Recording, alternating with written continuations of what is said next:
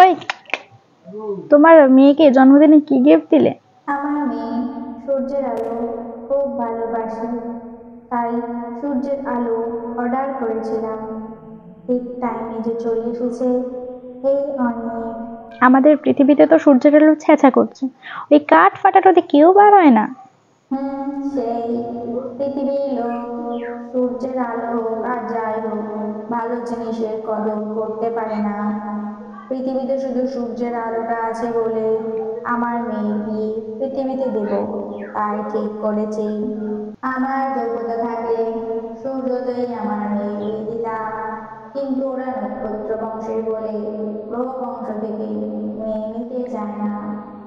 তা আমরা গ্রহ বলে কি উপগ্রহদের সাথে যোগাযোগ রাখি না?